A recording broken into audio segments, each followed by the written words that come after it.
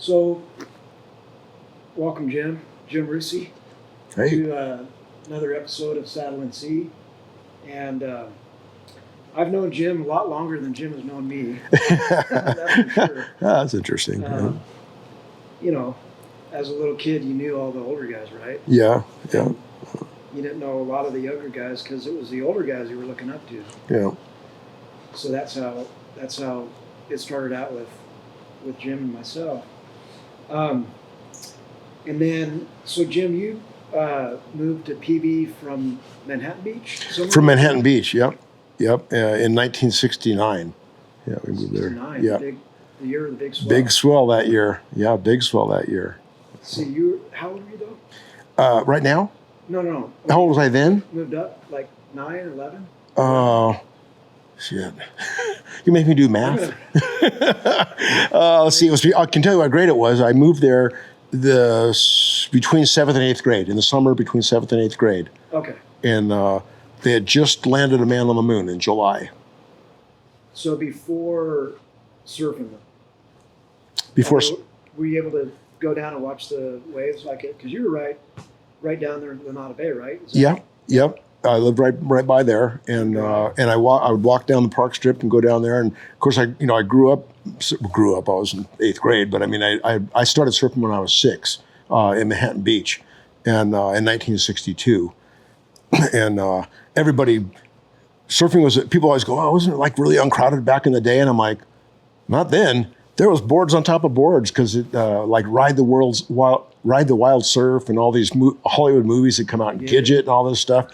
And so everybody went surfing, the Beach Boys, and so Manhattan Beach in the 60s was, I mean, it was packed. It was like, they were kooks. I mean, most guys didn't surf very good, but everybody had a surfboard and everybody paddled out, and we started there with no wetsuits too in the winter. We started surfing there in the winter. And the first winter I surfed, me and my big brother surfed with no wetsuits. And man, 45 minutes and you were like blue. Yeah. And then the next year, we bought, Dive and Surf came out with these short johns, and there were no sleeves and short legs, and there was no lining and no hem on or anything. So you get these crazy rashes, but you can stay out for an hour and a half with that thing on. Anyway, yeah. So but we were like, what we're doing anyway. We were warm. So then they came out with the cool beaver tail. Yep. We had that was really cool. That was in the beaver tail hanging down. That was, and it would kind of fly behind you, and you look pretty cool, surfing with a beaver tail. That was, because you could cut them up. We didn't use the beaver tail because that was meant to come up underneath and buckle in front, and we didn't use them. But we didn't. Some guys cut them off, but if you were cool though, you left that thing on there. They had to have them fly. Yeah. Oh yeah, you had to have them fly. That's funny. And so when you were younger, you got into riding dirt bikes and that? Yeah. Yep. I grew up racing dirt bikes in desert. I was a desert racer. Okay. Yeah. From my very first race was motocross in Saddleback down in Irvine in 1969. And then I started racing desert, and I raced desert all the way till I went away to college, and through the early 70s, and really enjoyed that. That's actually one of the things I miss the most, probably, is racing dirt bikes. I did it up until I was 66, and went over the bars for the last time and destroyed my shoulder and had to have surgery and all this stuff. And I finally went, you know what, I think I'm done. So I sold all my bikes, and of course, now I just ride cow horses, so I don't know if that's any better. But so not too long ago, you were riding. Yeah, up until about 4 years ago, 4 or 5 years ago. Yeah, that's when I went over the bars. And I've been over the bars plenty of times, but man, I didn't bounce. I thudded. It just shredded everything in my shoulder. So, the recovery and surgery was just not something that I was interested in.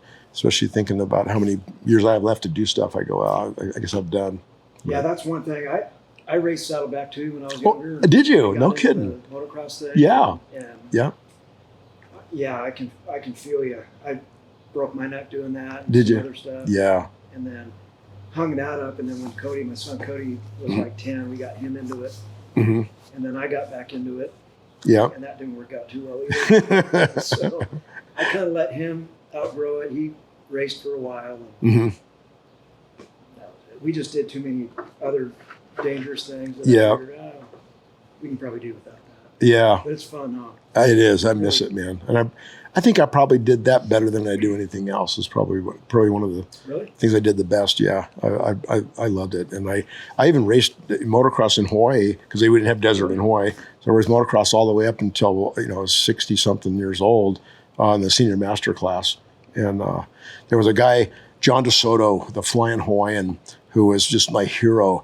And he's a few years older than I am. And I saw him at Saddleback in 1970 race, and I was just always thought that guy was so cool. So I started racing senior master class, and he was still riding that in Hawaii. And at first, I was getting second to him, but he was lapping me. And then finally, I got to a point where he wasn't lapping me. I was still getting second, but he wasn't lapping me anymore. I went, well, that's about as good as it's going to get. Yeah, John DeSoto, the flying Hawaiian. Sonny Garcia used to race. Sonny, I used to ride with Sonny up there. Sonny and I would do practice laps. We'd do mock motos, and he was actually a really much nicer guy in the motocross track than he was in the water.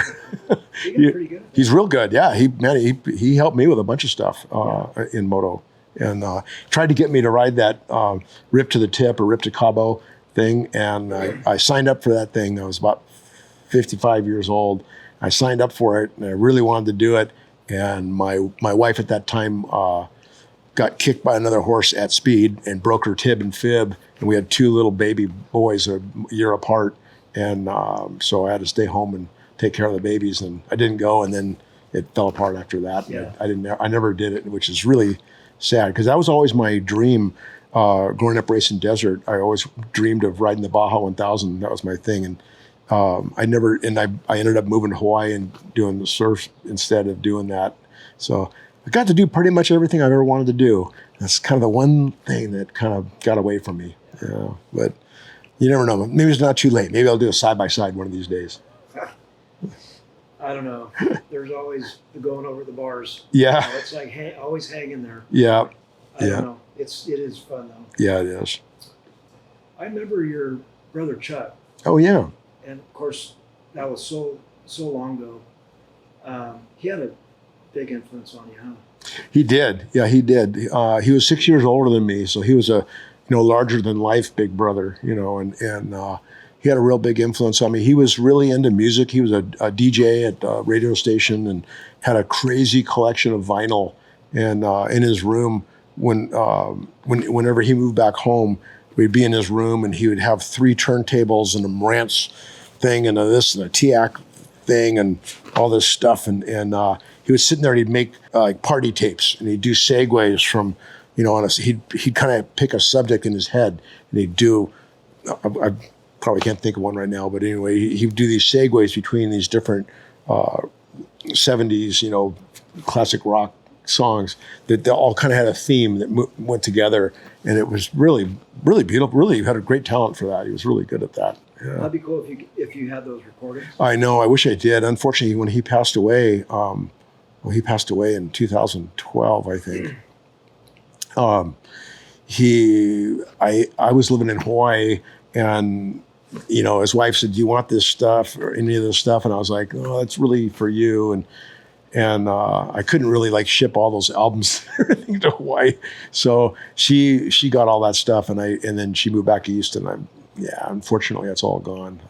I have one Zippo lighter from him that I smoke a cigar every night, and I click that old brass lighter, with him. So that's my memory of my brother. So. Oh, that's great. Yeah. So what got you into photography? For those that don't know, Jim is, one of the greatest photographers that, basically took photos for surfing. And what were all the magazines? Well, we actually at the peak we were doing 60 magazines around the world. Yeah, but my main U.S. magazines were, and I kind of went back and forth a little bit with, I wrote my own contracts and I made my own negotiations, but I worked for Surfer most of the time, and then Surfing sometimes when they wanted to pay more. that was kind of a funny deal. But and then I also worked for Longboard magazine simultaneously while I was working for Surfing, which was very interesting. I don't know if anyone's ever done something like that. But Surfing magazine didn't give a damn about longboards, and Longboard magazine didn't give a damn about shortboards. Surfer, I couldn't do it with them because they wanted to retain that right to the longboard images, even though they didn't do it much. They did maybe Joel Tudor a little bit, and that's about it. But maybe a little more than that. But so yeah, and then I did Transworld for a while, Transworld Surf for a while here in America. But there was foreign magazines at one time when in our heyday in the 90s, like I guess 90s, yeah, 90s. Yeah, we were shipping out images to about 60 magazines around the world. You know, I had a full-time office manager and assistant who was really good at all. It's Todd Saunders. This guy was a brilliant young man and saved my butt all the time. So ended up going on to be kind of my boss at Quicksilver actually later on. It's kind of interesting. He was a production manager. And so when I was, after I worked for Quicksilver, when I was freelancing, he would call and have me come and go on assignments and go on trips and stuff. So yeah, so basically he became my boss at the end. And you were with Quicksilver for how long? Oh, you know, I shot Quicksilver ads for 30 something years. And then I was 15 years, I was full time with Roxy, their women's line. And it's funny, when they started that, it was going okay. And Bob McKnight, the president, knew that that's actually where the money was, because guys don't buy board shorts, but girls buy lots of clothes. And so he really wanted to ramp up that deal. And so he had my boss there, Randy Hild, who was the creative director, brilliant guy, calls me in and says, "Hey, Jim, you know, we're really trying to get this Roxy stuff off the ground, and you know, can you come and shoot some water shots and get some like action and, you know, beauty and stuff in the water?" And I said, "Yeah, I'd like to come and do that." You know, most guys didn't want to do it because honestly, I don't know, likes, but the women didn't surf that good in the 90s.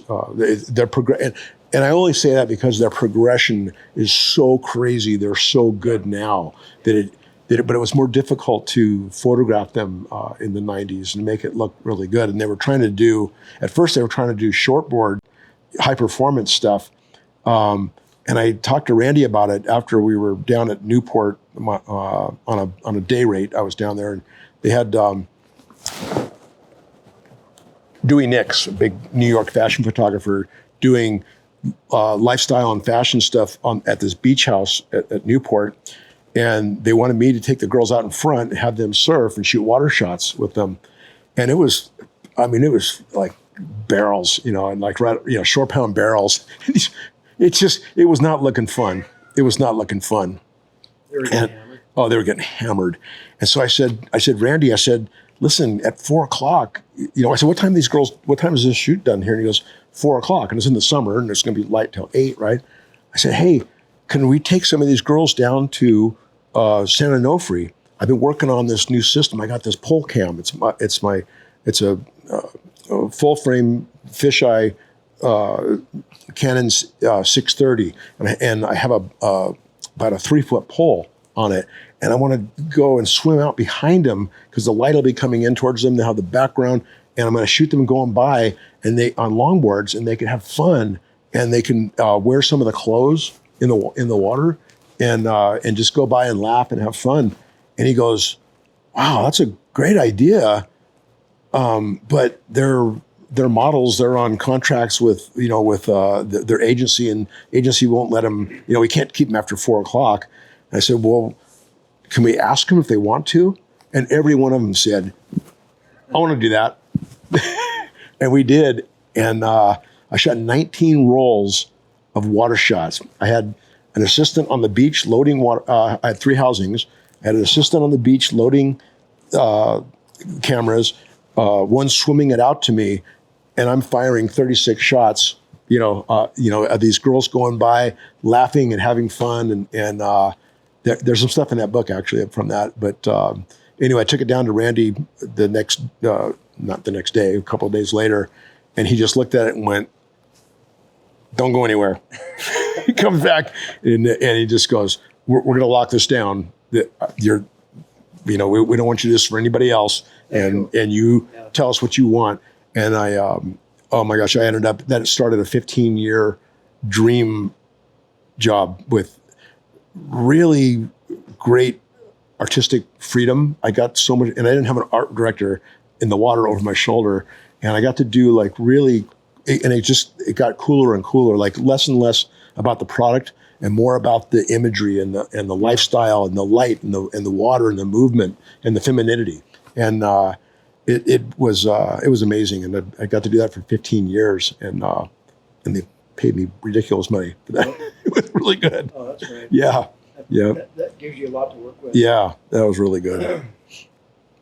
So you, in high school, you were your yearbook leader, photographer, and editor and all that?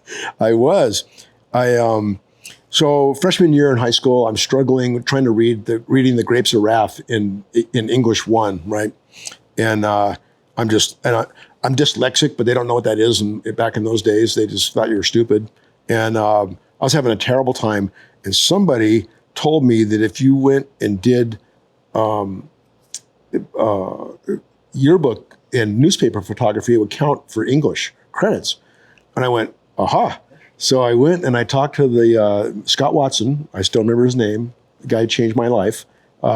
He was the yearbook guy and the photographer. The guy. He must have been really right out of college because he wasn't that much older than us, but he was a teacher there. And anyway, I went and spoke with him, and he said, I showed him a little bit of stuff that I had done, and he goes, I want to help you do this. If you really want to learn and really want to do it, I'll give you what I got. And he said, I think you can do this. And that was a far cry from the other teachers at PV High who told me, you're just going to end up dead or in prison. And they're probably right. I can't really fault them for that because that's the path I was headed. I was just a partying idiot, And so anyway, he took me under his wing, and I did 4 years of the high school newspaper and the yearbook, and I was a photo editor of the yearbook, and got me, I was shooting all the football games, and just really got a lot of it. I shot a lot in high school, yeah. And then and so that turned out to be something really good.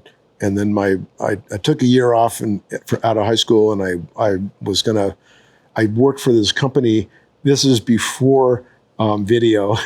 So we made these training slideshows down at Scrock, the trade school, yeah. Down there. Everything from, medical assisting to motorcycle mechanics. And we would do these slideshows with a cassette tape that we recorded on a 4-track, and then one of the tracks you're not hearing, there's a beep that changes the slide. So this is before they had video to do this, to do these instructionals. I did that for almost a year, and I was going like, wow, this is all like how much, kind of like too much like work. And my parents were bugging me. They're going, you should go to college. Well, I don't want to go to college. They go, you should go to photography college. I'm like, huh? Excuse me? They go, yeah, you can go to Art Center in LA, and you can drive from PV to LA every day and go to Art Center. And I go, well, that doesn't sound very good. They go, or there's Brooks Institute in Santa Barbara, and you can get an apartment in Santa Barbara. There's waves there. Yeah, that sounds good. So I did. I ended up going to Brooks, and I went for 4 years and got my bachelor's degree in fashion and advertising, and I minored in undersea. It's funny, I minored in undersea because I started the minor in film in motion picture, and like 2 weeks into the class, this is in 1976, I raised my hand and I said, what do you see in motion picture with this new thing, video coming? And the guy spent about 20 minutes reaming me a new one, going, video will never have a part of motion picture. That's the stupidest question I've ever heard.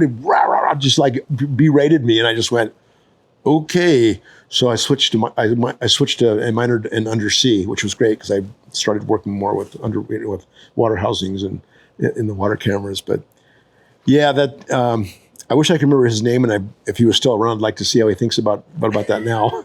I'd like to know what he thinks about the red cam now. or the iPhone for that matter.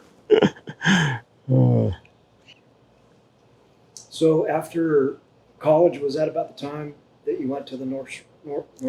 The day after I graduated. Really? Yep. Day after I graduated, I was straight on the plane, straight to North Shore. What sparked the idea? Well, in 1972 in high school, I saw the movie Five Summer Stories at Pacific Auditorium in Hermosa Beach. Is that the right name of that? It was a school down there. I think. Yeah, I think it is Yeah. Pacific Auditorium. Yeah. So I saw that movie, and I saw Jerry Lopez surfing Pipeline, and being a goofy foot, growing up backside surfing Point Break's backside all my life growing up. I was like, man, I just want to go and watch Jerry Lopez surf Pipeline. And I had his poster on my wall, his pull-out poster from the magazine on the wall. And so I said, I got to go, and I'm going to go for at least a week. And I went with one board, 2 pairs of board shorts and 3 T-shirts and a camera. And ended up staying 47 years, I think.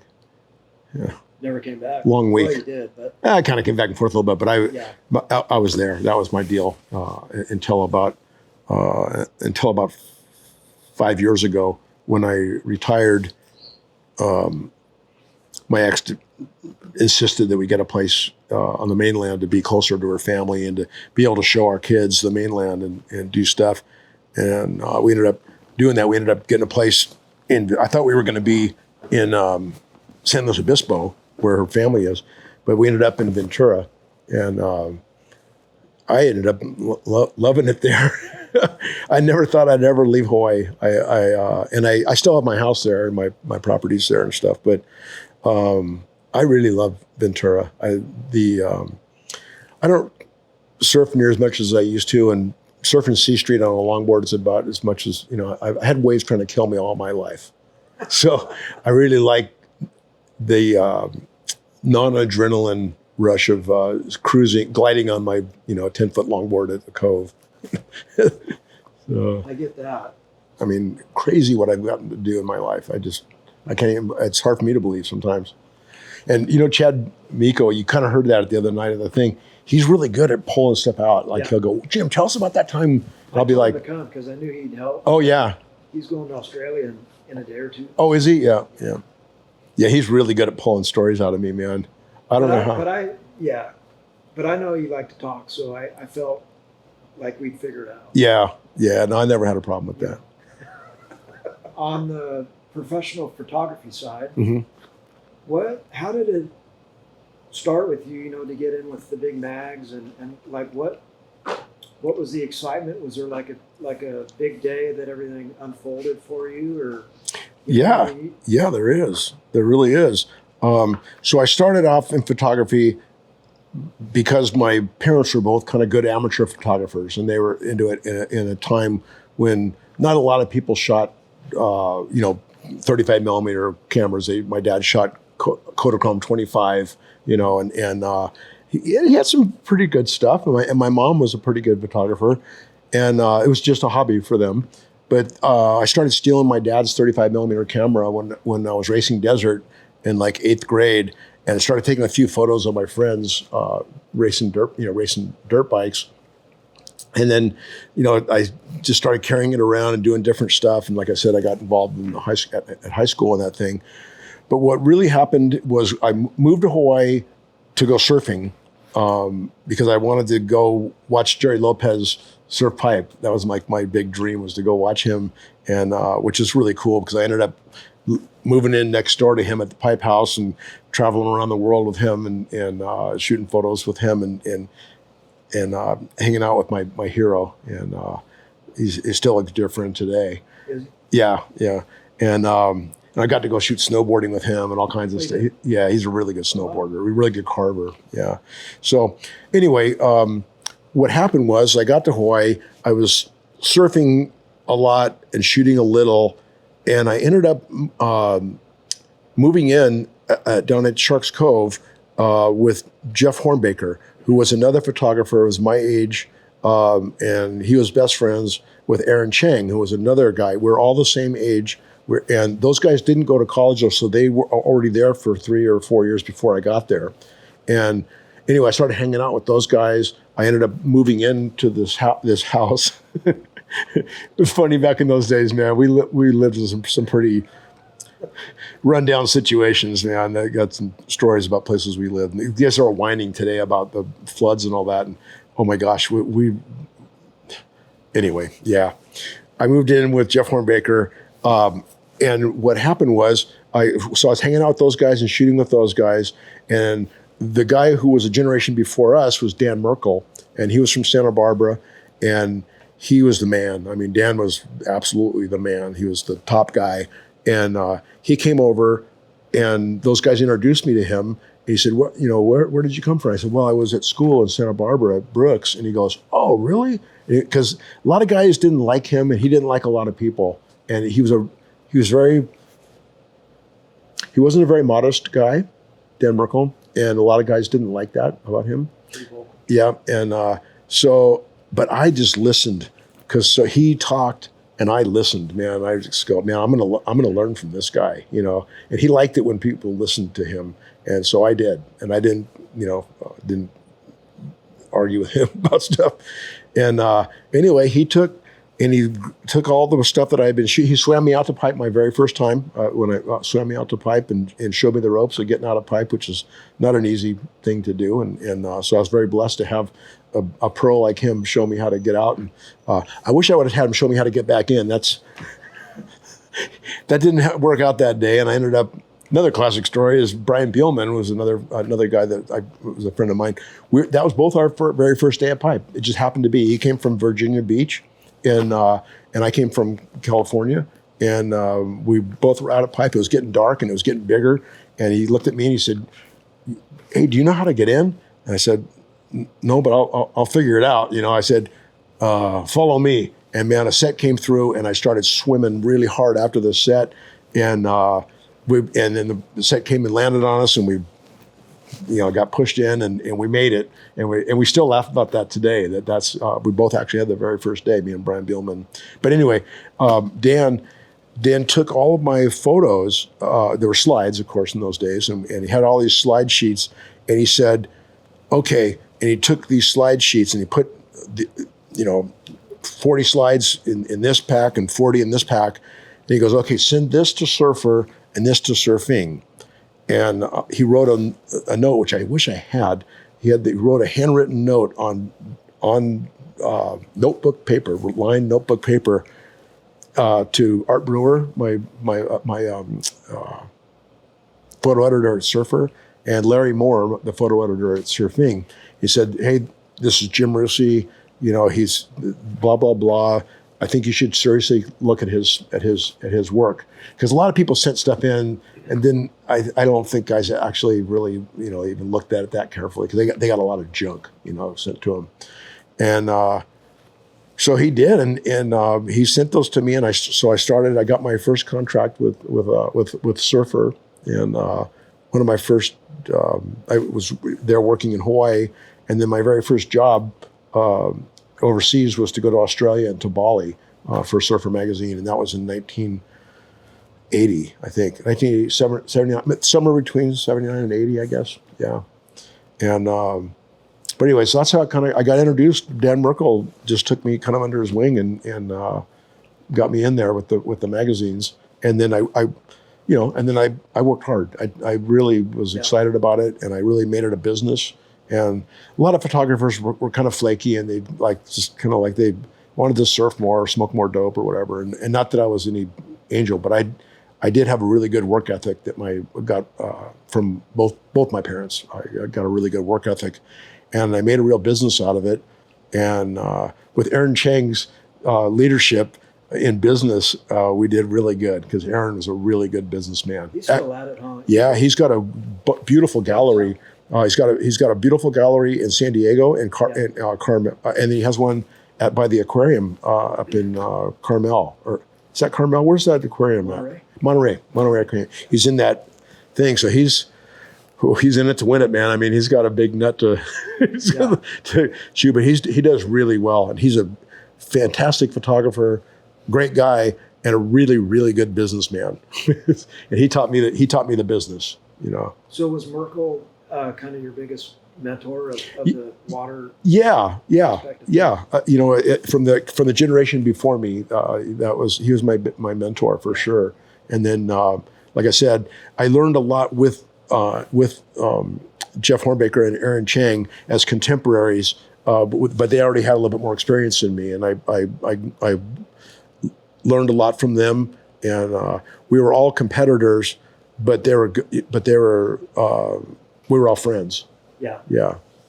Was Pipeline one of the more challenging spots to kind of live in the water? Yes. Where you were?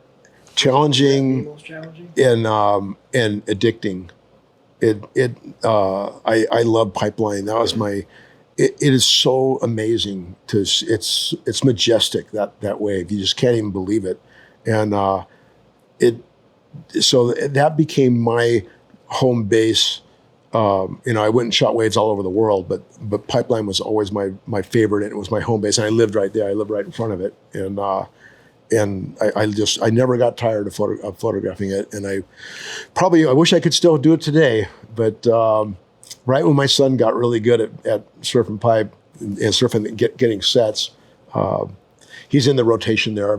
He born and raised there, and which doesn't get you a ticket there. But he's a good kid, really good surfer, and he's a nice kid, and the uncles all love him. And so he's one of those fortunate guys that has gotten in the rotation there, Yeah. And he's getting really good waves. But when I wrecked my shoulder, that was it. I couldn't swim a pipe anymore, and I was running out of gas anyway. So I feel, and he wants me to film every wave from the beach with the video. He wants every wave, which you can't do that from the water. But I do miss that though. That was definitely my greatest challenge and my greatest achievement was shooting water shots at pipe. Yeah. Yeah. Did you think that was more dangerous being a photographer where you had to be versus paddling on a board? It's both, but you are in the impact zone every wave, and so you take a lot more waves on the head than you do when you're surfing. I've managed to get hurt really well surfing and shooting photographs. I can do both equally well at pipe. But it is, I mean, you're definitely in the impact zone all the time. And as it started to get more and more crowded with more and more photographers and pushing the limits, pushing in with fisheyes, you know, when we first started shooting there, you know, we were shooting mostly 100 millimeter lenses or maybe 50 millimeter lenses. And then, you know, guys started shooting fisheyes and swimming in front of us. So we had to shoot fisheyes and swim in front of them. And it got to be this pissing match, you know, and it got pretty dangerous. There's some beautiful stuff, but I still like shooting pipe with a little bit longer lens pulled back because you can see the thickness of the lip when it comes over. When you're shooting fisheye in it, a 3-foot wave looks like a 12-foot wave, and a 12-foot wave looks like a 3-foot wave. You can't. There's nothing to tell you how big it. There's no scale, and you can't really see the thickness of it. You know. So I mean, and they're both beautiful. They're both great images. But I do like the longer lens pulled back look. Yeah. Who was your favorite guy to shoot out there? Was it Jerry Lopez? Oh, Jerry was, of course, always a favorite, yeah. And I lived with Brian Bulkley back when I first moved into that pipe house. I lived with Brian Bulkley, and he was a really good shaper and a really good big pipeline surfer, you know. And so I loved shooting him and Jerry at that time in the late 70s and early 80s. And later on, of course, you know, Kelly and Andy, you know, you couldn't do better than to shoot with Kelly. I mean, Kelly was a phenomenon that will never was before and will never be again. And so I'm proud. In my book, you'll see there's a portrait of him and his brother and Shane Dorian and Matty Lou and Walter Cerny, and they're like 12 or 13 years old. And they came in from Surfing Beach Park, and I didn't know who they were, and we didn't shoot film on guys we didn't know because film's expensive. Even when the magazine gave it to you, you had a budget. You know, it wasn't like endless. So I seen this kid out there surfing, and I went, wow, that kid's really surfing good. And he's little, for those days, that was, 12, 13-year-old was little. Now they're like 6. But so I shot some photos of them when they came in. I said, hey, you guys, let me get a portrait because I think it was a fisheye portrait. And I think it must have been in my housing. And I just shot this portrait of them pointing their boards at my camera and standing there. And I didn't know who they were. I mean, they weren't anybody then, and it turned out that it was Kelly and Shano and those guys. And so that portrait's in the book too. And anyway, so I went on to have a very long career shooting with Kelly and over the years. And so he was Kelly and Rob. In fact, I gave a bunch of pages to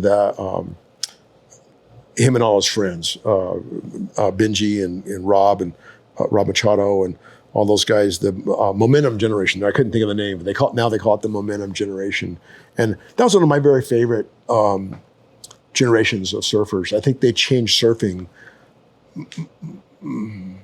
as much or more than any other generation of surfing. They really they surfed really good. They were friends. We came out of the heavy doper stage and into more of an athletic stage. They were more professional and more clean cut. They weren't all stoned all the time. They actually really took surfing as a sport, and they took it to a level. And then Taylor Steele started shooting video. This was right at, kind of after the groovy surf films in 16 millimeter that we used to all go to the Pacific Auditorium and watch. And kids could buy these videos and they could take them home and they could watch them and they could stop them and they could rewind them. And Taylor filmed all those guys that were really pushing the level of surfing. And so kids that I worked with were watching those videos. They'd surf in the morning, they'd come in at lunch, they'd watch those videos, and then they'd go out and they'd have that image in their mind of that maneuver. And they'd see that thing in their mind and they'd go out and they would practice and do it and do it and do it. And they would do it. And I saw the level of surfing just jumping up exponentially. And I think it was because of those guys, because of Taylor's films and that technology where they could actually do that and actually put that in their head. So I forgot where we were going with that, but anyway, that's kind of my that's kind of my favorite. Those are favorite guys to film for sure. Did you shoot a lot of contests? That's a great question. I did. We didn't really like shooting contests that much because and I'll tell you why. Because they're wearing jerseys, they're a lot of times surfing in subpar conditions and definitely in subpar lighting. So my favorite shooting was shooting with guys like Kelly, pro guys, early morning golden light, late evening backletter golden light, not midday, and with their sponsors gear on, so that I could license those for the advertising for their sponsors, because I get for an editorial shot in a magazine, you get $100 for a page back in the day. We get $100 for an editorial shot. For an ad shot for one page, we get $1,500. Okay, so I wanted to shoot ad shots, and I learned that very early on. Even though I did 60 magazines, and those added up. I mean, don't get me wrong, we did that, and they added up.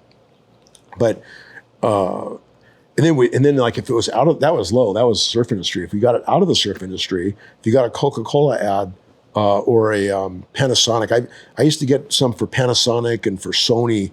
I get about one a year, and one image for 1 year, unlimited for them to use that, was $20,000. Really? And that was back in the day. So that was really good, because in the surf industry, 1 year, one image was $5,000. So it was $20,000 for one of those big companies like that to use the image. So I did, and I shot I always shot the Pipe Masters. I think I shot 47 Pipe Masters consecutively, and I was going for 50, and then things screwed up, and I was going to make a book with 50 years of Pipe Masters, and unfortunately, yeah, I guess I might have to settle for 47 if I ever want to take on making another book again, because it's a pain in the neck. Also, my next. I have a friend that's really bugging me to do a new book. He wants me to do I always tell them about 36 exposures. Like we would save that last exposure swimming at pipe. It had to be like, we'd swim for 2 hours shooting carefully when you're only shooting 36 exposures.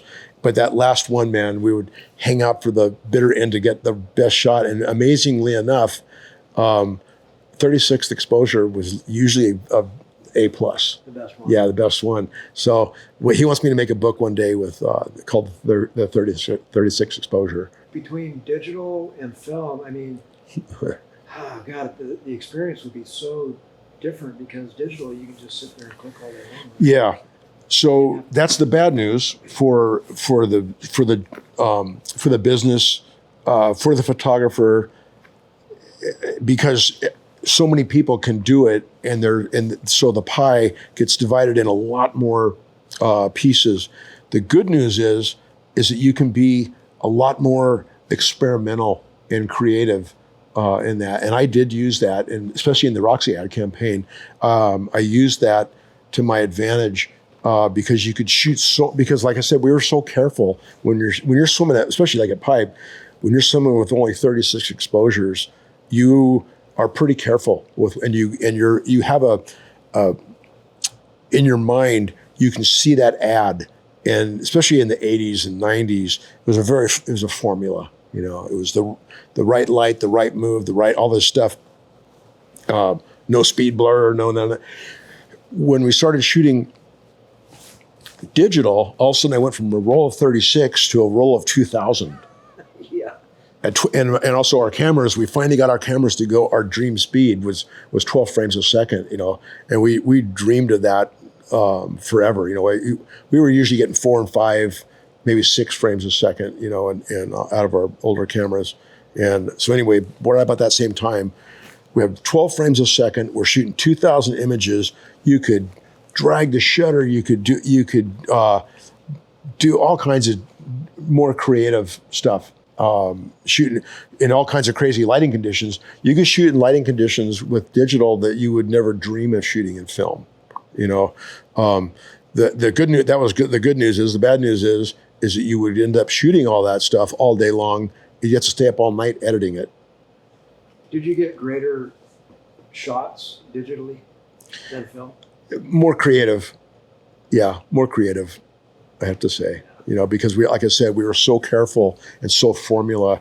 And especially when you're working for Larry Moore Flame at Surfing, he had the good thing about Larry was you didn't have to wonder what he wanted. He would tell you exactly what he wanted. Matter of fact, he'd send back our slide sheets with grease pencil circle and notes on them going, not this, and instructions on there, which a lot of people got really offended. I didn't, because I went to Brooks and I was used to critiques, and I liked it when people told you what they wanted. I would also do it my way, but at Brooks, I learned they drill it into us that you do it the way the client asks. You give him what he wants, and then if there's time, do your deal, and they'll look at it. If you only do your deal and give it to them, it's not what they want, no matter how amazing it is, they're going to be pissed, and they're not going to look at it. So I learned that at Brooks, and I carried that into my business, for 43 years or whatever it was. Yeah. Did you shoot the Eddie at all at Wyoming? Many times, many Eddies. Yep. And that's a very challenging thing to shoot, unless you get a spot on a ski or a spot at one of the houses on the point. If you're trying to shoot that from the beach or across the bay, or from where we shoot on this side of the bay where we shoot the shore break shots, there's an amazing amount of spray and atmospheric spray, especially shooting long lens through that. It's really difficult. So I have gotten to shoot. I know people that live on the point, and I've gotten a couple of those golden tickets to be able to go out there. It's everybody wants to, and only a few people can. And so I've been very fortunate to be able to do that. And I even had one time I shot Bruce Irons.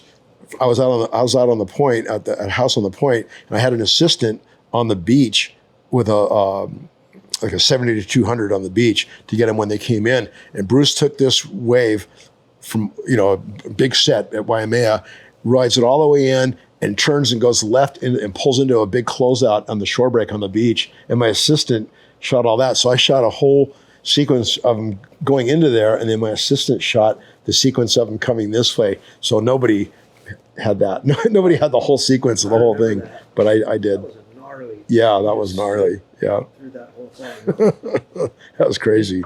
Did you make any of the magazines shooting Eddie and stuff?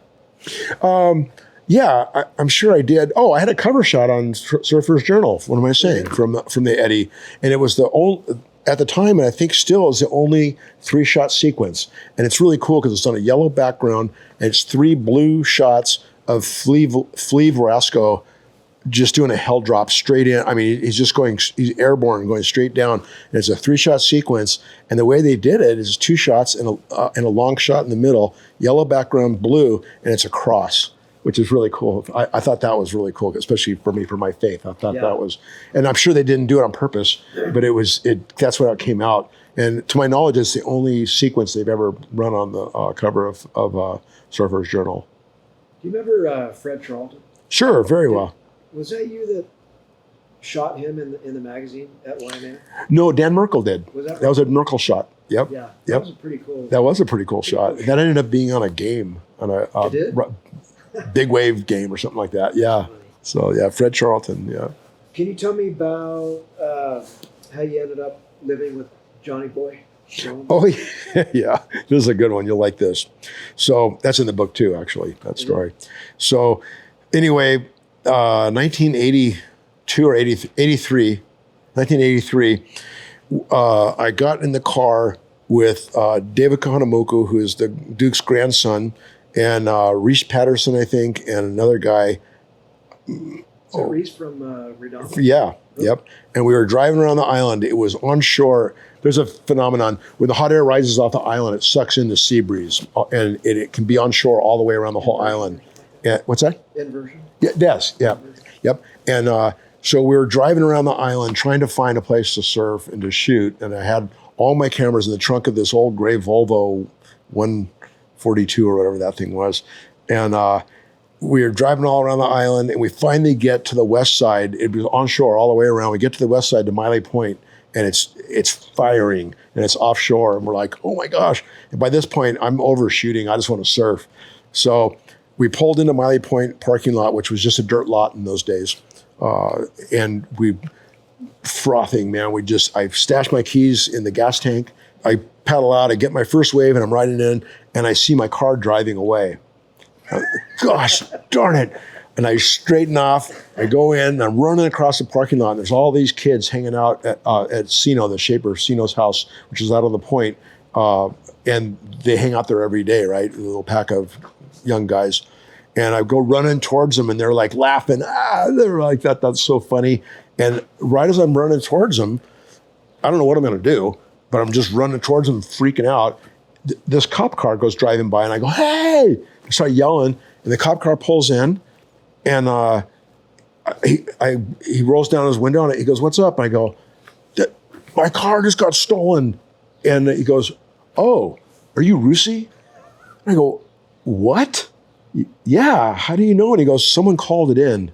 Now, if you know the west side of Oahu, nobody calls it in. This is like a total miracle. There's no way anyone's going to call in this thing. Somebody called it in. This cop was going to go, he thought he knew where they took the car. So I stick my 6'1" in the back seat, roll the window down. It just barely fits in. I can barely close the door.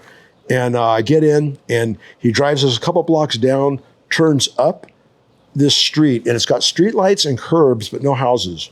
And it starts to go up, and there's burnt out cars all the way up on both sides. And I see my car up there, and and the trunk's closed. And I'm like, oh, come on. This is just minutes, really, after it happened. And we pull up to it, and I see the keys hanging in the trunk. And I go, no. So all of my water housings, my cameras, all lenses from fisheye to 600 millimeter, tripods, everything is gone. And I'm like, oh my gosh, what am I going to do? So I get the car back. I go back. I pick up those guys. I go back to the North Shore, and I pull up, and I go to Fast Eddie's house, Eddie Rothman. And I go, hey, Eddie, I know it's West Side, but, my car got stolen, all my cameras. I don't have insurance. What do I do? And he goes, Jim, meet Johnny Boy. Johnny Boy just got out of reform school. That's not what they call it there. They call it something else. I'll think of it in a minute. But anyway, he was 18, just turned 18, and he got out of reform juvenile hall, right?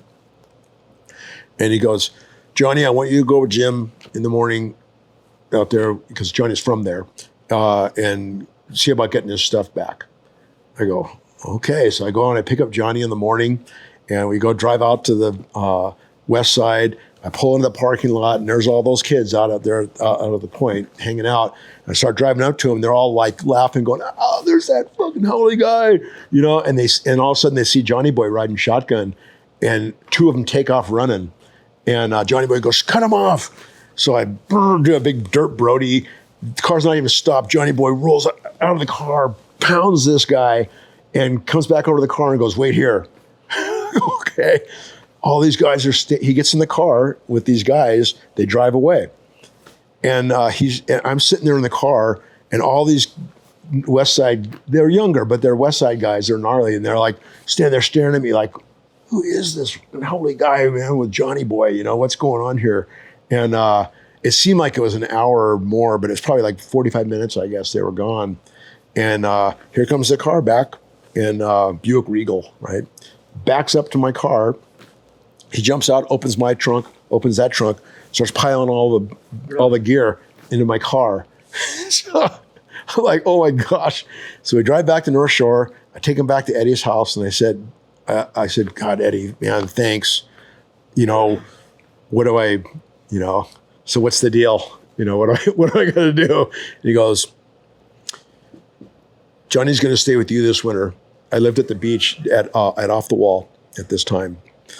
And I'm like, great, I have roommates. All the rooms are full, but you don't say no to Eddie. So I said, okay. So I went back to my house, and I told Tom Boyle, who was another photographer who was living with me. I said, Tom, I'm sorry, man, but you're either going to have to move out or you're going to have to sleep on the couch. And he goes, what are you talking about? Because I pay rent here. What do you mean? I go, well, you know how my stuff got stolen? Yeah. He goes, well, Eddie got it back, and Eddie said Johnny Boy has to live here. And he goes, oh, okay, I'll sleep on the couch. So it turned out really good. He ate me out of house and home. Every time I bring home groceries, he'd eat me out of house and home. But we turned out to be real close. He was like my little brother, really? And we're very close. And Johnny Boy's a much better friend to have than an enemy. And he's helped me out. He loves my boys too. Like it transferred generations to my boys. He's always watching out for my boys and helping them. And so that story ended up actually pretty good. Boy, that's none of that camera gear was ruined or broken. There were some problems. And a matter of fact, a little bit of it was still missing.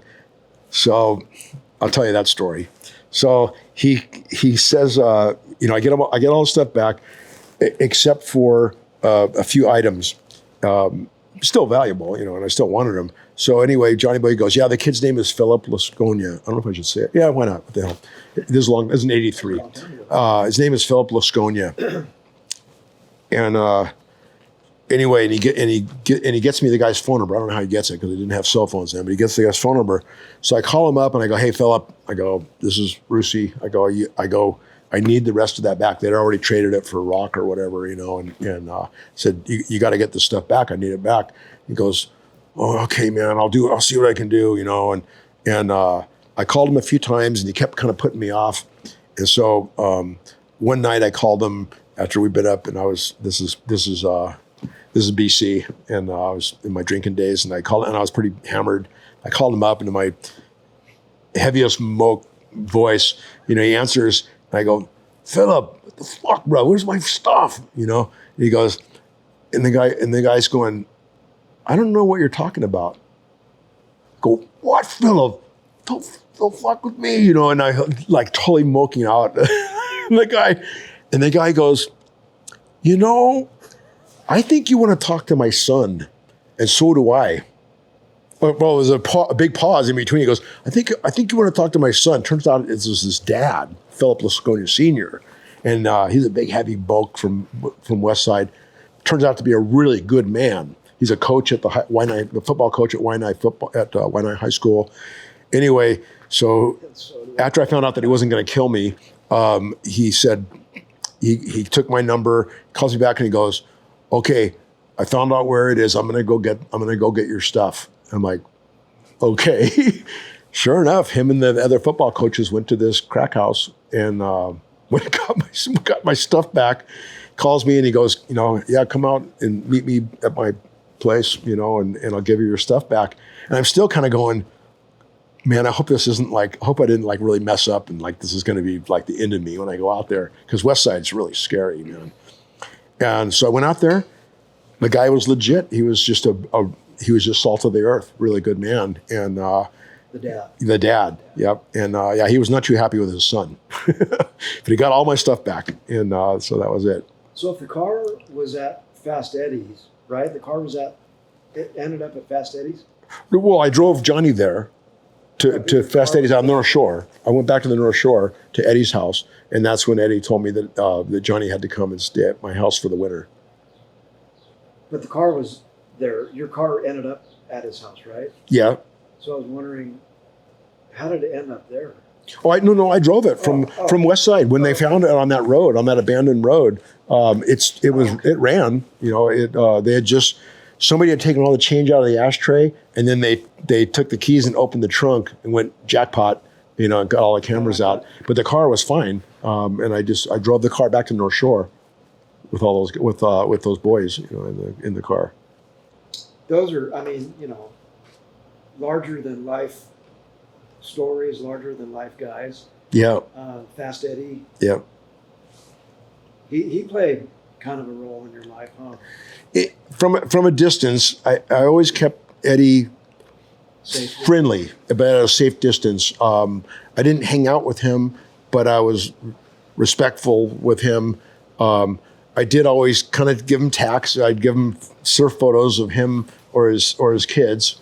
I even shot a Christmas family portrait of him and his family one time, which was really scary.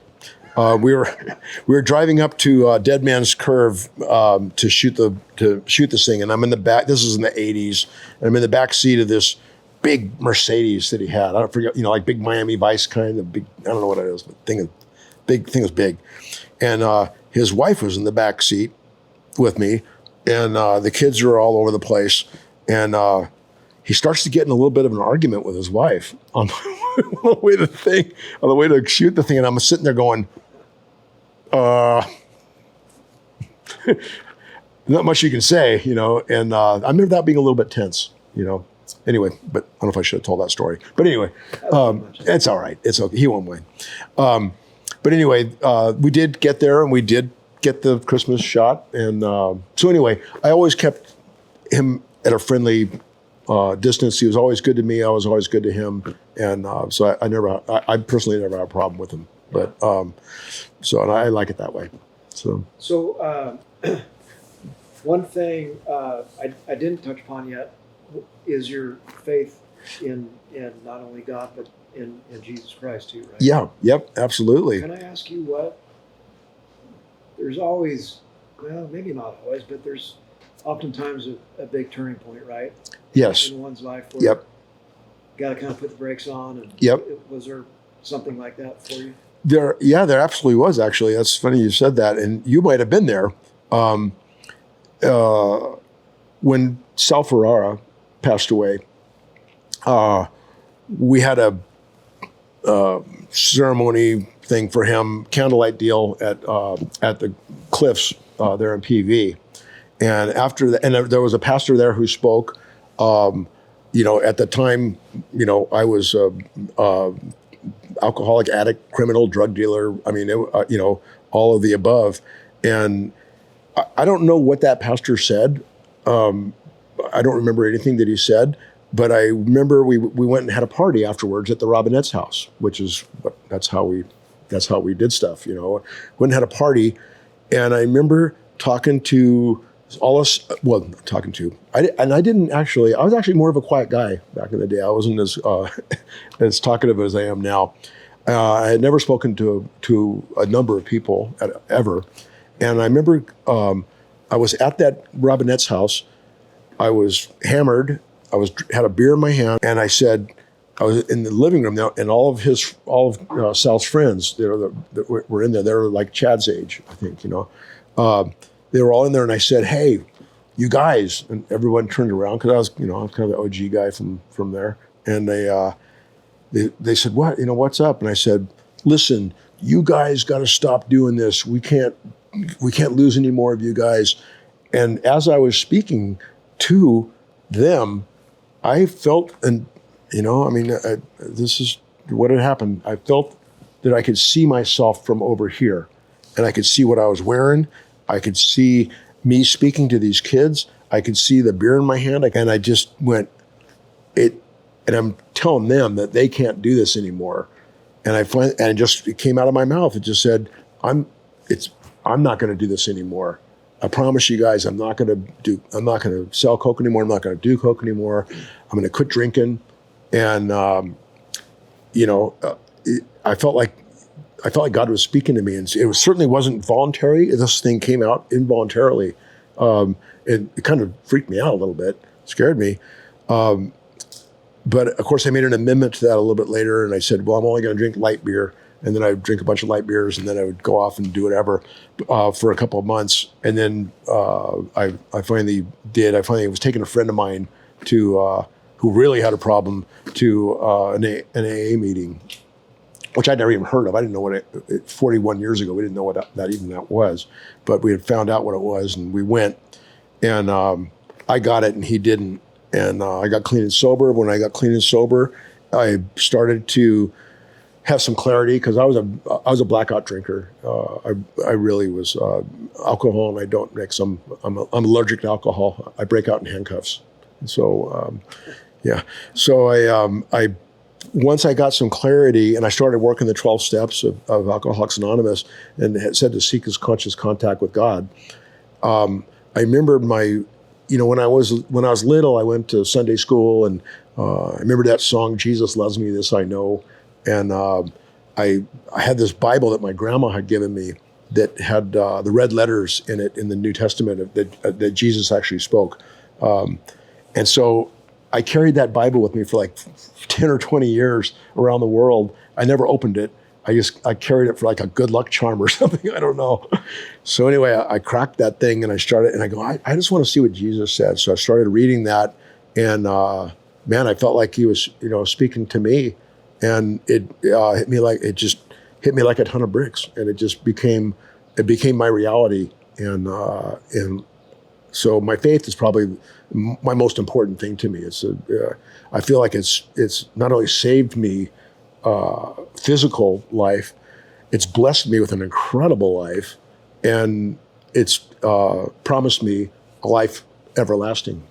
So I think and all I had to do was turn to Him. So I think that's a pretty darn good deal, and I've always been a guy for a good deal, and that's the best deal I've ever heard. So. Yeah, you're like 29 or 30. Yes, 29. Yep. 29. Yep. Ooh, pretty good. Good day in your life. Yeah. Yep. So that very first thing that happened to me I felt like he spoke to me and changed my words with all those young guys there in Palos Verdes. To getting sober and to doing the steps, and that was all within a year. So by the end of that year, that was at the beginning of the year. At the end of that year, I was back in Hawaii, and I saw a movie called Fury to Freedom about the life of Raul Reese, who was a Mexican gangster in Downey. And he was waiting at home with a shotgun to kill his wife when she came home. And he had turned on the TV while he was waiting for her to come home. And Chuck Smith, this Orange County pastor, was on, and it hit him. And he put the shotgun down, broke down, gave his life to Jesus. And now he's a big pastor out there at Calvary Chapel, Downey. And anyway, so they made a movie about his life, Fury to Freedom. And I went to go see that when I was in Hawaii, at the Wailua gym. You know those wooden basketball seats that go up on the side of the gym like we used to have in PV. I was up at the very top of that thing. I'm clean and sober. I think I got it all together. And I see the movie, and they make an altar call, and they said, anybody who wants to receive Christ, come down, right now, and receive Christ. And I'm like, no, I'm good, man. Me and G were like this, I'm sober, I got it all together. And all of a sudden I look down and my feet are moving. I walked down those things. I don't know how I got down without falling down those bleachers. Got down there. I guess I was the only guy. I don't remember anything, barely, but they told me I was the only guy that went forward. It was the whole North Shore who all knew what I was and who I was. And they're like, I'm sure there was plenty of Christian people there going, holy cow, what's that guy doing? Because I had a pretty bad reputation on the North Shore before that. And anyway, I went down and I gave my life to Christ, and I never looked back. Yeah. So that's great. Sal has. I often wonder what he'd be like today. Sal. Yeah. I mean, remember? So the high school. Here's a story. My sister-in-law, Michelle. Yes. Little sister. Yes. So Sal and Michelle went to school together. Uh-huh. And can you imagine Sal? So, okay, you're sitting in a classroom, right? Mm-hmm. And then you hear something funny outside, and you see a car pull up in the hallway, in where you're not supposed to be driving. Oh my gosh. So Sal is driving Paps's, I think, like brown Pinto or something like that. Oh my gosh. In the passenger seat. Sal, pulls up to the opening of the classroom. Yeah. Hey, in Sal's voice. Oh my God. Just kind of going, hey, what's up, I guys? never heard that story. Can you imagine? Oh, I can totally see that. Then? I can totally see that. mean, that story was, I wish I could, I didn't see it, but I think Chad told me or something. Yeah, that's awesome. Well, Sal would have been, and the deal with why I think that was happening was I had an amazing amount of guilt because Frankie and Ange were my best friends. Frankie's my age and Sal, so you're younger, right? So Sal was like the little brother I never had, and we taught him to race dirt bikes, and he got ride dirt bikes. He got really good at it. We taught him how to surf, and he got really good at surfing. Taught him how to ski. He got really good at skiing, and he was just such a great kid. And Yeah, he got his life. I love that kid, and so, but also me, not so much Frankie, but me and Ange were partiers, and he wanted to be like us. And, that ended up costing him his life. So there was,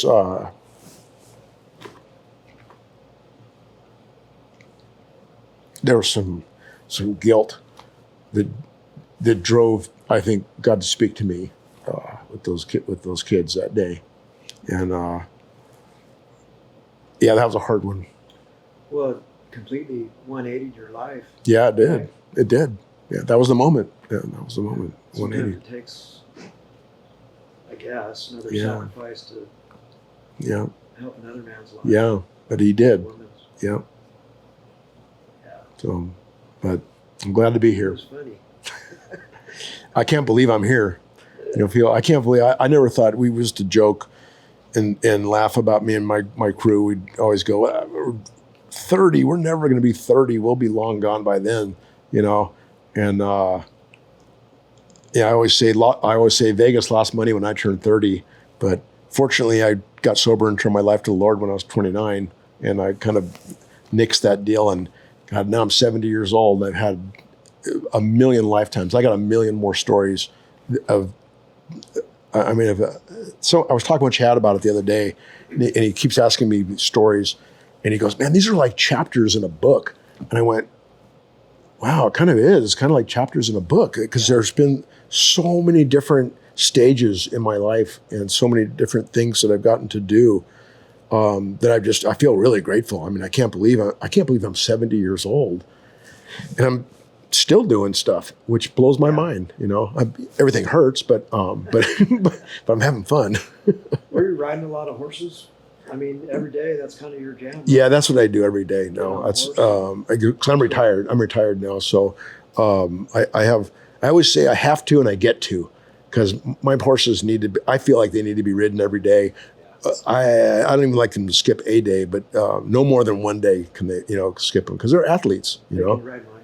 Yeah. So I do. I ride them. I trail ride them every day but Sunday. That's my day off to go church in the morning and then watch Dodgers in the afternoon. So, and then I like to go sorting is my sport that I like. I like to sort but yeah, but I love it though. And there's days when I just go, man, I can't believe I have to go and do this. I don't feel like going up there. I don't feel like doing it. And I'm grumbling, and I get in my truck and I drive in, and as soon as I drive into the ranch, it starts to go away. As soon as I put my hand on those horses to bring them out, it's going away. I start brushing them, it's gone. And never mind when I go ride them in the mountains by myself. I pretty much, my normal day is going. I ride one and pony another one, so I can get them both exercised. And I go up and do an hour loop, up there. But that's my deal, You have a way of kind of straightening your shit out, huh? Yeah. Yep. And and it's amazing because I've been through some really some real hard times. Like I mentioned to my ex-wife, I had a divorce. It was there's no pretty divorces, but it was ugly, as most people's are. And man, I'd just be all this stinking thinking, just this stuff. And I'd get there, I ride my horses, and I don't think about, not even for a second, it's just gone. All I'm thinking about is me, those horses, those green hills, those blue skies, and it's like an eraser. It's like it erases stuff. Now my problems are still there when I come back down off go back home, but I get to forget them for several hours, and it's enough to bring me back down to a much better reality. Because I don't like where my mind goes. And that's why I really count on my faith, and I also count on on 12-step meetings and that, to be able to talk about stuff, get it figured out. Because when I'm alone, I can have some get some demons talking there sometimes, and man, the horses just really help me out on that. Yeah. And these little dogs, I got these little stupid little dogs that my ex-wife left me with her. I was so pissed that she left them there, and they ended up being salvation because they sit on my lap when I'm watching TV, and they sleep on me, and they're ridiculous. And Tina has to wash them. Giggling over there. Yeah, you guys know how the horse thing is. It has that impact on. Certainly. It's cool. Same as surfing though. There is a correlation, or I feel like there's a correlation. Yeah. Being in the water. Oh, absolutely. Yep. And that's where that used to be my total salvation, was being in the water, surfing, or swimming, shooting water shots.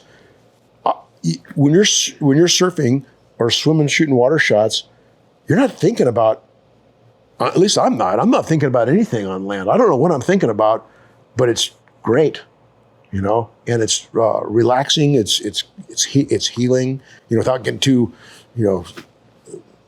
weird about it. It is. It's totally healing, and I love being in water.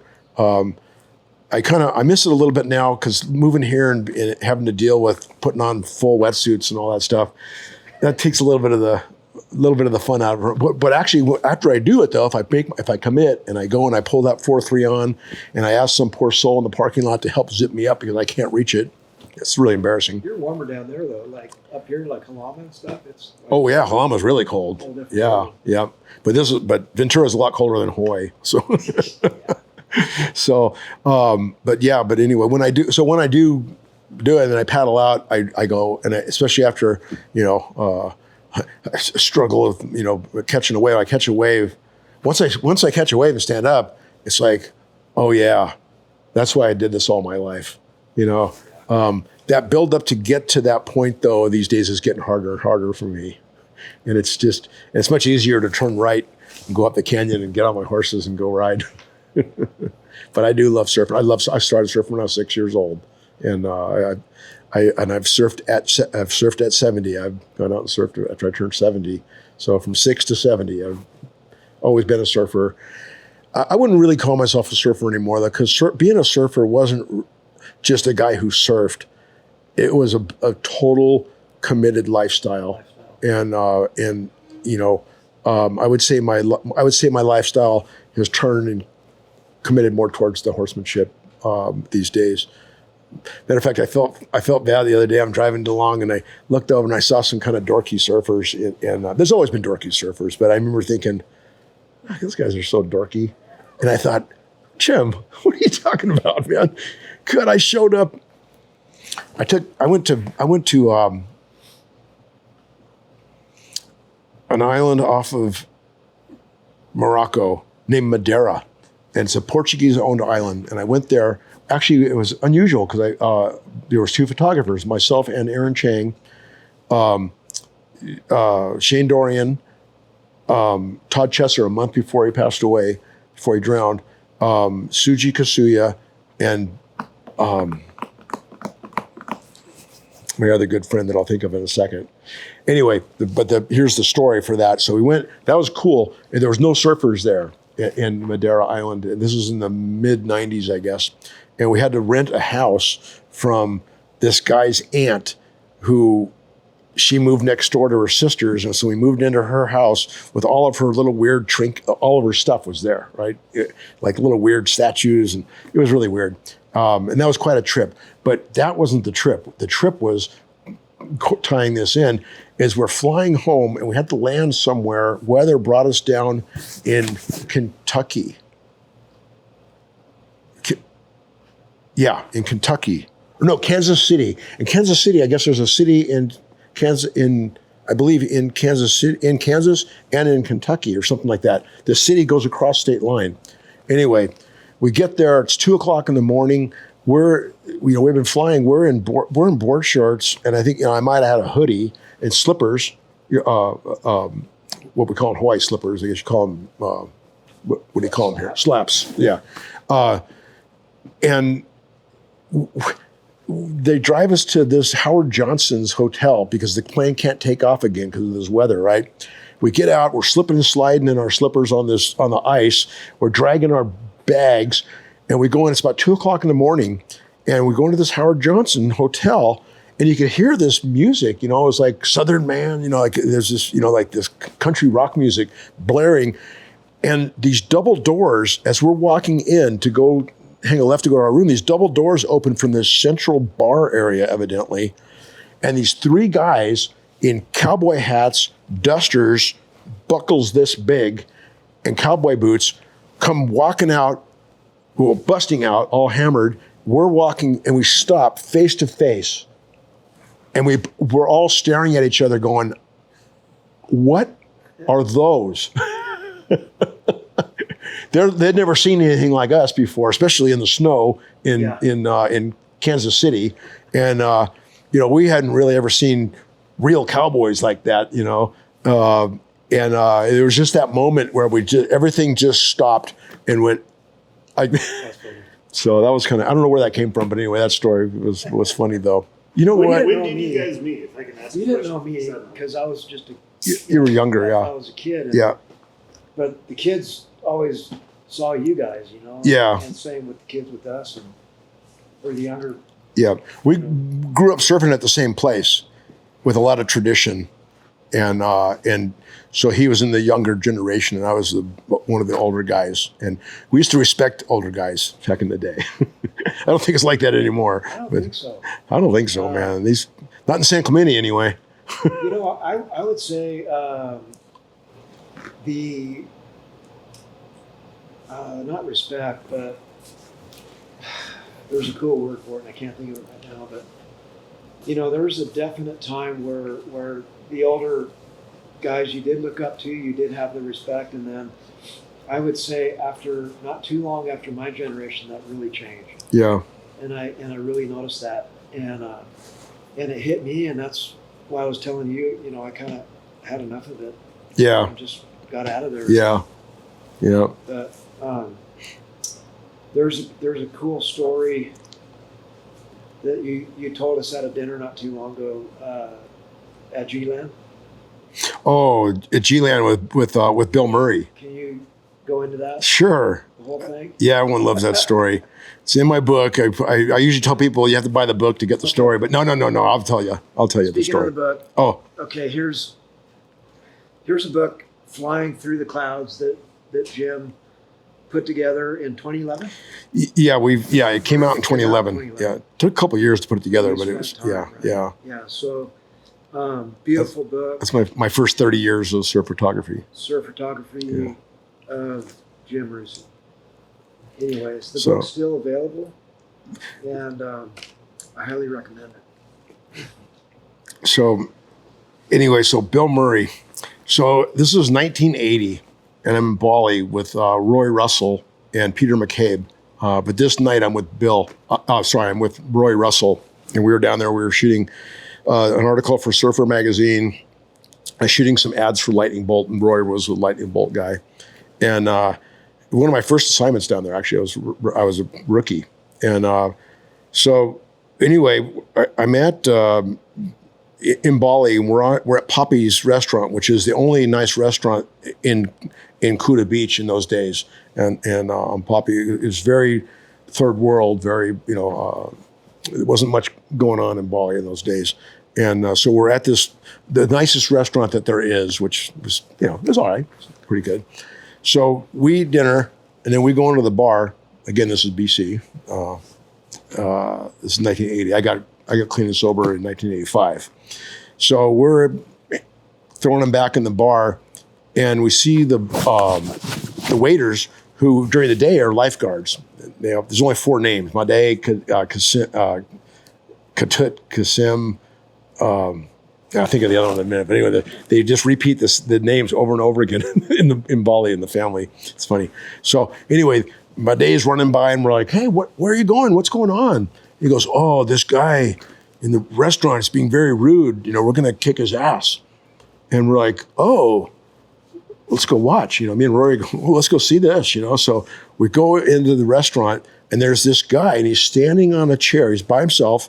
He's standing on the chair at the table. His food's on the table. And he's got a roll of rupiah, he's got 920 rupiah for $1 back in 1980, right?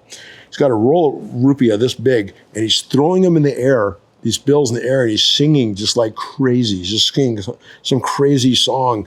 And I'm like going, "Oh my God, this guy," because they don't like rude people in Bali. It's very proper, and you have to be, polite, And I go, "Man, this guy is going to die." I go, "This is bad."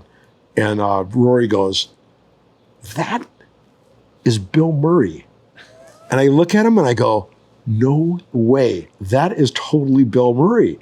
So we go and we grab him and we go, "Hey man, you got to get down. You got to come with us." And he's like, "Whoa, what's up, boy?" It's just like, he's always in character. That's how he is. And we drag him out of the restaurant into the bar. We set him down and we go, what are you doing here?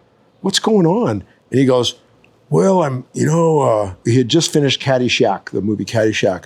And he goes, "They made this damn actors strike, 1980, actors strike in New York." And he goes, "I'm pissed off at New York and the actors strike. So I took the globe, put my finger on New York, and I put my finger down here, and here I am." I go, "Really?" And he goes, "Yeah." And I don't know if he's serious. I don't know, but that's what he told us. And we're like, "What?" So he goes, "What are you guys doing here?" They go, because there's not many Americans at all. There were some Australians there and a lot of Europeans, but no Americans in 1980 down there in Bali. So we said, "Well, listen, we're here. We're doing some photos for the magazine, and we're going to go with Dick Marsh, and we're making a surf movie in G-Land in Groningen." And he goes, "What's that?" And you go, "Well, it's an island over here, and we got to go by van and by boat and all this stuff." And go, there's lions and tigers and snakes and all this stuff there, and got to stay in these tree houses. And he goes, "There's one of the best lefts in the world peeling off the reef in front of it." And he goes, "Oh, well, I want to go." And Rory goes, "Okay." So 2 days later, Rory somehow, I don't know how he found a longboard in 1980. That's pretty unusual, but there was a longboard in Bali, and Rory got it. And so we tied all the boards on top of these vans with rope, And so the windows are kind of open, right? You couldn't close the windows. There's like these like Toyota minivans, I guess they were. And we take off for the end of, for the east end of Bali, and we go across on the ferry to Banyuwangi, Java. You gotta be kidding me, it's Banyuwangi, Java. We land in Banyuwangi, now we're in Java, and it's totally different. Bali was very friendly and really cool, and we get to Java, and it's real strict Muslim, and they don't see too many white folks in those days down there. And so we're driving along out to Groningen fishing village to go across on the boat to G-Land, to the camp. And we're driving along, and we would stop, and then we stopped in the daytime and to get something to drink or gas or whatever, and all these people would crowd around the bus and staring at us like it was really spooky. It was really strange. And then Bill would get out of the van, and he had a yo-yo, and he starts doing yo-yo tricks, and all of a sudden they're kind of lightening up. The kid, like especially the kids, are starting to go, whoa! And he was really good at yo-yo tricks. So he's doing these yo-yo tricks and saying really crazy stuff. We get back in the van, we're driving, and we finally get to G-Land Village. And that's where we take and we unload all the stuff that we brought, the provisions, into these wooden dugout canoes that have like a 2-cylinder diesel little motor with a drive shaft as a 1/2-inch plumbing pipe with a thing, propeller welded onto it, and they drop it into the water to go. And we had to go out through the harbor, and there's waves breaking. And the trip before, actually, Shirley Rogers had broken her arm because they don't swim. The Balinese, especially in those days, they were afraid of water. They thought the water was evil spirits. So even the fishermen didn't swim, and they weren't very good at navigating. And he got scared and turned the boat sideways in the wave and dumped it over and dumped all her stuff and broke her arm the trip before mine. Anyway, back to Bill Murray's story. So we get all the stuff in the boat. We make it out through the thing. We go across. You land about a 1/2 mile down the beach from the camp at G-Land over there. And we beach the boat. We get out. We're bringing all this stuff, and the natives, the Javanese native guys, they're carrying all of our duffel bags on big bamboo poles. In between them, there's like these guys with these bamboo poles, and all of our duffel bags of stuff, our gear. And then there's these 3 guys, and 2 of them have cases of champagne on their head, and one has a case of Stolas 9 vodka. And I'm going, wait, what? And I look at Bill and I said, did you see that? And he goes, yeah, I brought some refreshments. Like, oh my God, this is going to be nuts. And it was nuts. Man, we got there and we all stayed in these tree houses because there is lions downstairs. You can hear them come through and tear open the coolers at night and stuff. It's pretty scary.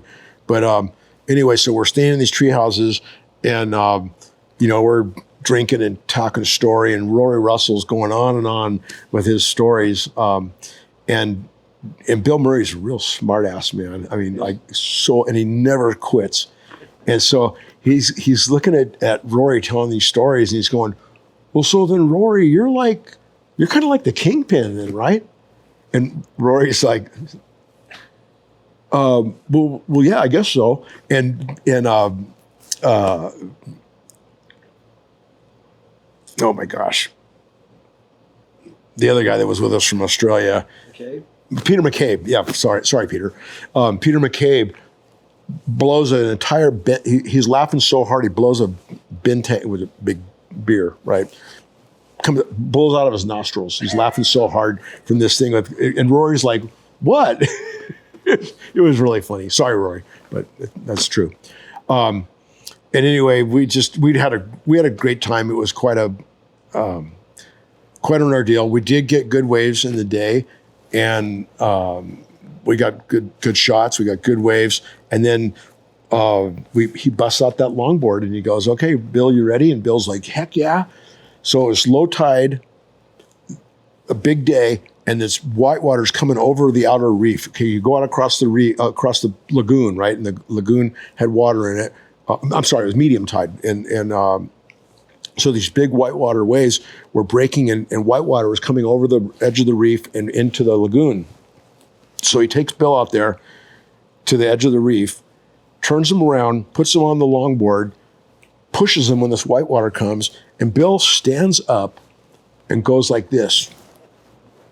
And he rides parallel stance on a longboard, given the Nixon victory symbol over his head. And he rode his first wave, and he did it. And I photographed it, and I photographed a sequence of that. And then he asked me not to publish it because he was just freaked out about the thing. And so after about 6 years, though, I decided the statute of limitations was over on that, and we ran it as a Surfer Extra of him riding that thing. But it was nonstop, and he never broke character. He was Bill Murray, Caddyshack the whole time, day and night. Is that in the book? Yeah, there's photos in there. The story's in there, and there's a photo of him and Rory on the boat. And Rory, he was a funny guy too. Oh yeah, Rory's pretty funny. Yeah, Rory's a great guy, man. He's still around. He's still on the scene. He's still shaping surfboards, living the dream. Is he still pushing Lightning Bolt? Yeah, he actually owns the name. Evidently, there's some. I guess that's. I'm not going to say that, but he thinks he owns the name, and and he may. So there's some argument about that, but good stuff. Yeah. Is there anything that you'd like to unload? Oh man. Well, like I was telling you before, I really feel like I have had an incredibly blessed life. I've gotten to do and go and be in more places and do more things and have different seasons where I've been a horseman, a surfer, a snowboarder, a skier, a motocross, desert, just so many things that I've gotten to do that I just feel very, very fortunate to be here. I got to do a lot of stuff even when I didn't love God, and I got to do even a lot more once I did. And he's really blessed me. I can't believe I still get to be here. I also get to be a dad. I have two young sons that I had at a very late age, 18 and 19. My son Kona, who's the skater, filmer. He's, people like to say he's following my footsteps. He is definitely following his own path. He gets a little bit of stuff from me, but he really wants to be his own man, and I appreciate that. He's doing really good with his skate filming, and he's starting to make money at it, and he's starting to have work for big skate companies, but he keeps it real raw and real. He's an urban street skater, and they go travel to cities all over America and I guess the world. He will be. And skate everywhere where you're not supposed to. They don't go to skate parks. Or they go down railings at the Capitol and police stations, and jump off roofs. And I mean it's kind of hard to watch sometimes, but it's what I love him for that. And then my 19-year-old son is an aspiring pro surfer, and like I think I said before, he has worked his way into the rotation at Pipeline, and that's his deal. So. He spends 3 or 4 months every winter now since we've been staying here more. He goes over and spends 3 or 4 months and surfs pipe, and I couldn't be prouder of those boys. It'd be kind of cool if you got in the water and got some shots. I would love to. That's one disappointment in my life. One was I didn't get to race the Baja 1000, and two is I don't get to shoot big pipeline from the water. I just. It's too much. I don't have it. It's too dangerous. I love it. It was my life, and I could have never done it to the age that I did it till I was like 65, which is actually not very smart. It's pretty stupid, but I had done it all my life, so I was into it. But once I took a year or two off, I've lost that strength and the energy and the stuff to do that. So I have to rely on my. A friend of mine, Krista Funk, just sent me a beautiful image that she shot of him at Big Pipe with really bitchin' backlit. It's really cool. So I have that. I film them from the beach. I film videos of them from the beach, and I've gotten some good ones. But I miss shooting stills, though. I do. I shot stills all my life for the magazines and for the advertisers, and I miss that. But video's cool too. I like it, but I just miss. I used to always say I love telling a story in 1/1000th of a second. I always thought that was so challenging to do that. And video has its own difficulties, but it's it's a little easier. You can show a story a little bit. I shouldn't say that's easier. It's different. It's different. So, but no, man, I feel blessed. I'm stoked to come and see you and talk to you about this stuff, and I'm honored, man. Thanks for having me. Absolutely. I'm very fortunate that our paths have kind of crossed and Yeah. get to spend some time with you. So thank you for that. Yeah, we'll have to get together before another 30 years goes by. Absolutely. Well, thanks for being with us, and hope you enjoyed that episode with Jim, and I know I did. So thanks. Right on. Thank you, man. Thanks, Kevin. So, yeah. There's a book here signed for Kevin. Anyway, yeah, it's Flying Through the Clouds, because I kind of feel like that's part of been my life. It's just spent a lot of time on airplanes for one thing, but just in life, just flying through clouds. And I always loved what looked like clouds underwater. So I shot Kalia Moniz there, diving under waves in Hawaii. This, I was telling Kevin about this. This is the Pipeline Masters. I think it's 2006 or 2007. I have to look on there. Kelly Slater at the finals. Kelly Slater versus Andy Irons, and this is something you'll never see again. Because for one thing, about from here to here, there's no people can be there anymore. It's flagged off. It's for the skis and for the competitors. Also, this is before you could watch it on TV. And everyone watches it on computer and TV. Not that many people come down and try to find a place to park and go to the beach like that. So that's a crowd scene that you'll never see again. I always thought that was kind of a special shot. I can't really. I can try to flip through a few things here, but that's like Chopu and Tahiti.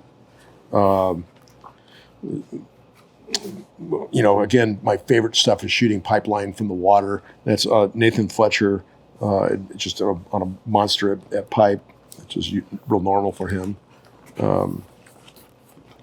It's kind of one of the very first girl barrel shots. That's Carissa Moore when she was 14 at VLAND, before girls really got barreled that much. So that was kind of a milestone for Roxy. We did that. Fin's getting real close when you're shooting fisheye water shots that are actually hitting the lens right there. He actually did scratch my lens on that one. Really? This is what I was talking about with Roxy. I got so much freedom to do artistic stuff, and also the digital made that. This was kind of when I first started shooting digital. We got to do a lot of slower shutter speeds and do some interesting stuff like that. There's Eddie Rothman's son at back door. The toe-in stuff at Phantoms, that was something I really enjoyed. It was difficult to shoot that from my ski. Shot Mavericks and Phantoms and all kinds of places like that. And that's actually a pipe for my ski, which you're not supposed to do, but I know all the lifeguards, so I got away with that. Camera mount stuff way before GoPro. This is 35 millimeter cameras, even one on a boom that came out in front of 12 on this thing for hang 10. There's actually an aluminum boom that comes out to a 35 millimeter camera fired by a radio control, car radio control.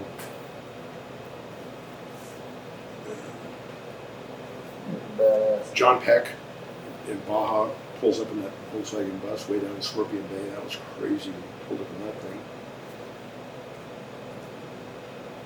More Chopu, Motu.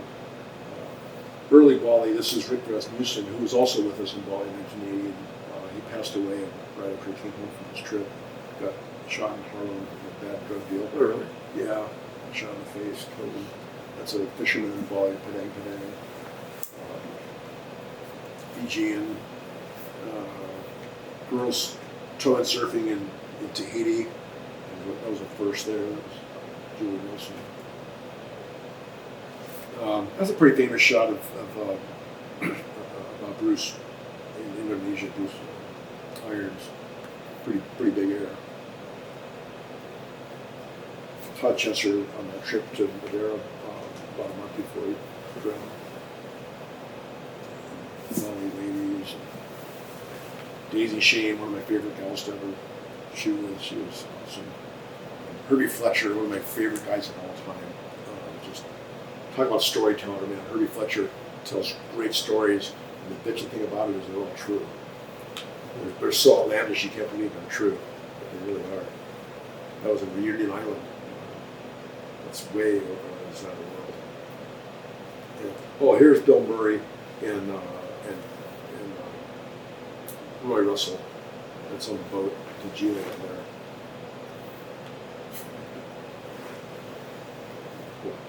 That's my very first cover shot on Surfer magazine with Mark Richards and Ulu went to in 1980. Yep, 1980. It's Miles 30s. It's Malibu. I don't know what to say there. Sorry, I'm gonna cover Yeah. cover shot with Wingnut. Dan Malloy and Burnout. How's that? Dan Malloy and Burnout. That was a cover shot too.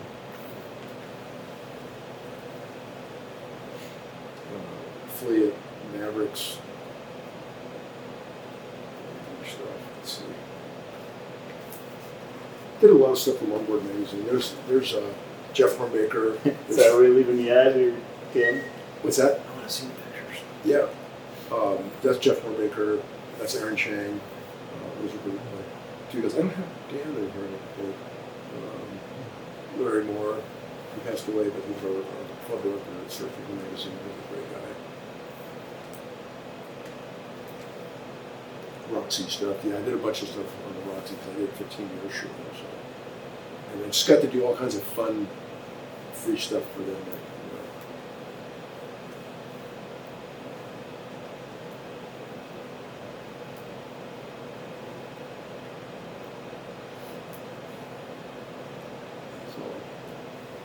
It's a super late evening after the sun went down. That's cool.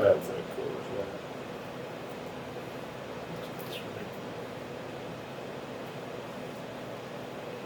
That's one of the very first shots I did for Roxy. That's at that San Onofre where we went and did the pole cam down there. And she was actually standing the other way. You can see the leash was on the wrong foot. I said, hey, you think you can switch stance and face towards me when you come by? And she did. And that series of images there got me that 15-year gig. There's some more of it. Yeah, this shot here is one that sold the whole deal.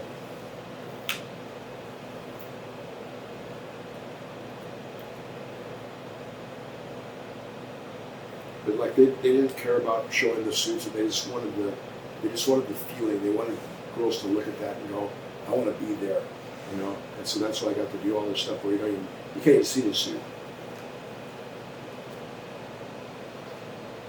We did microphone stuff too.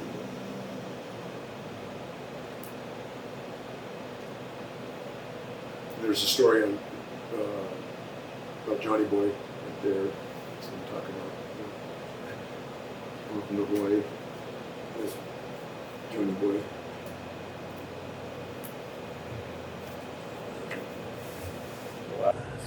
It's a good That name. one sold a lot in our gallery. It's called Out the Back.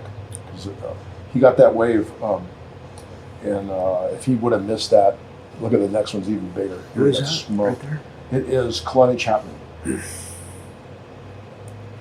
Did you ever shoot Al and James Jones at Waimea? Yes. Here's one of my first shots, one of my early shots at Pipeline. You can see they're all single fins. It's 1981. That's from my house at Pipeline when I lived with Brian Bulkley there, next door to Jerry Lopez. And then there's years later. I like Brian. Of Martin Potter. Some people have tried to argue that, but they haven't been able to produce the proof. But that was a double page spread in Surfing magazine in 1984. And Aaron says it's the first, and he was pissed too because he thought he wanted his to be first. This was a poster for Surfer magazine, Tony Moniz, and they called it Life in the Pit. And Jack the Ripper got all pissed at me. He's still pissed at me today for that. And I shot the photo. He dropped in. It wasn't my fault, but he was pissed about that. Yeah. It's more stuff from the ski at Pipeline. It's an interesting angle because you're up a little higher on the ski. You're only supposed to be that. Nathan Florence when he was a kid. Yeah, the Florence brothers were classic, man. There was 3 little Groms, and they were so funny.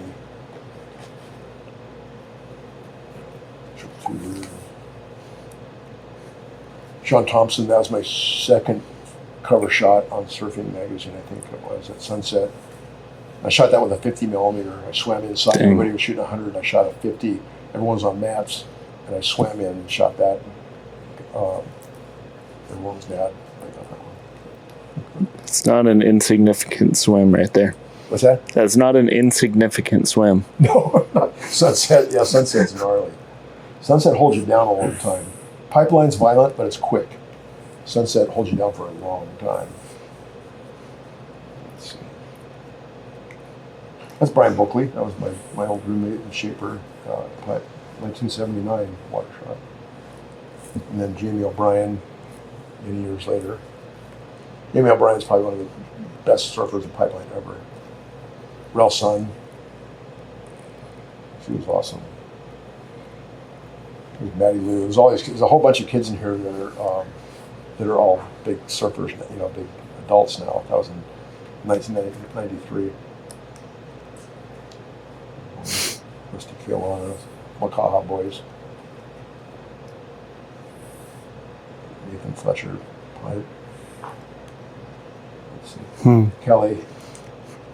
Oh, so here's that one I was talking about. So this is when these guys came in. This is Kelly Slater, Shane Dorian, Walter Cerny, Sean Slater, his brother, and Matty Lou in 1987. And these guys were like 12 or 13 years old. Kelly Slater, Shane. So That's cool. what I saw him down the beach doing that, and I took photos of him, which we don't do. Yeah. Did you find yourself doing that often? Shooting people that I didn't know? Yeah. Not too often, because the film was expensive, man. It Yeah. was 36 shots, and it was $25 each roll for film processing. So yeah, I shot a lot of stuff with Kelly over the years. That's all Kelly. And then I love this. This is Kelly in 2004 doing a 360, a karting 360. 2 years later, young John doing the same exact turn. That's really So cool. he was watching. There's Kelly with hair. Jack Johnson, when he hit he was 17. He was in the Pipe Masters, the preliminary round of the Pipe Masters, and he went face first into the reef, and he had to stay out of the water for a few months. And he picked up a guitar, started playing guitar at that time, and that actually turned out pretty well for him. Shane Dorian with hair. Rob Machado always had hair. Still does. Shane Dorian at back door. Shane back Dorian. Ross, there's Jack surfing. Jack was a surfer before he was a musician. He was a really good surfer. He was part of that Momentum crew. Shano with the boards, Danny Kwok, Tom Curran, Lopez, Potts, Tom Carroll. All these, he painted his whole quiver to his heroes. Eddie Vedder Eddie Vedder came and lived on the North Shore for a while. He's friends of Kelly's. Oh, that's Jerry Lopez, 1979. Pipeline, Mr. Pipeline. Whoosh. Tom Curran. Tom Curran was always a favorite. Joel Tudor, when he was 16, or he had his 16th birthday here in Port Escondido on this trip, and we didn't think we didn't think they were going to be able to do it, but they paddled really early and took off and got in the waves of Port Escondido and got some good ones. Joel, Dick Brewer, Adam 12 at Pipe, one of my early shots there, 79. Oops. Yeah, Andy and Bruce, Pipe Masters. Looking pretty serious. Another one with Clenny chopping a pipe. Clenny gets a lot of big ones of pipe. He has a bigger board. As far away as. Wyman Shorebreak. That one sold a lot in the gallery.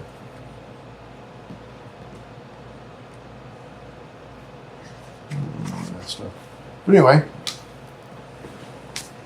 Beautiful map. That's that. That's for you, bro. Thanks, Jim. Yeah, man.